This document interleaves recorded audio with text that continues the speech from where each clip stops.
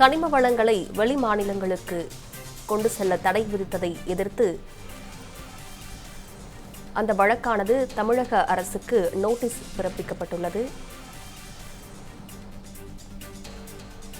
புதுச்சேரி தவிர பிற மாநிலங்களுக்கு கருங்கல் ஜல்லி கொண்டு செல்ல விதிக்கப்பட்ட தடையை ரத்து செய்ய கோரிய வழக்கு தொடர்பாக தமிழக அரசு நோட்டீஸ் பிறப்பித்துள்ளது. இதுகுறித்த முழு விவரங்களை செய்தியாளர் செந்தில்குட்டி வழங்க கேட்கலாம். செந்தில்குட்டி, இது குறித்த முழு விவரங்களை பதிவு பண்ணுங்க.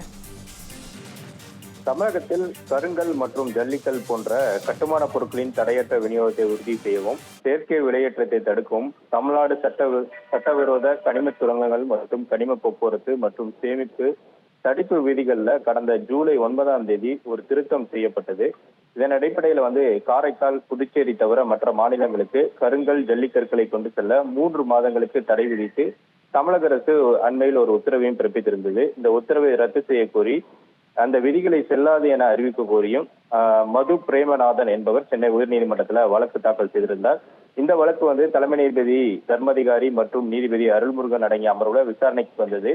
அப்போது மனுதாரர் தரப்புல திருத்த விதிகளுக்கு குடியரசுத் தலைவருடைய ஒப்புதல் பெற வேண்டும் என்றும், உரிய உரிமம் பெற்று எடுக்கப்பட்ட கனிமங்கள் தங்களுக்கு சொந்தமானது என்றும், அவற்றை எங்கு விற்க வேண்டும் என தங்களுக்கு முடிவெடுக்க முழு உரிமை இருப்பதாகவும் மனுதாரர் தரப்புல வாதங்கள் வைக்கப்பட்டது. எனவே தமிழக அரசு அந்த தடை விதித்திருக்கக்கூடிய இந்த 3 மாத தடை விதித்திருக்கக்கூடிய அந்த தடையை நீக்க வேண்டும் என்ற கோரிக்கையும் மனுதாரர் தரப்புல வைக்கப்பட்டது.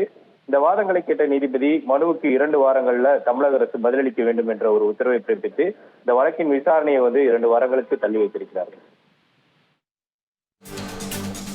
விவரங்களுக்கு நன்றி செந்தில்குட்டி.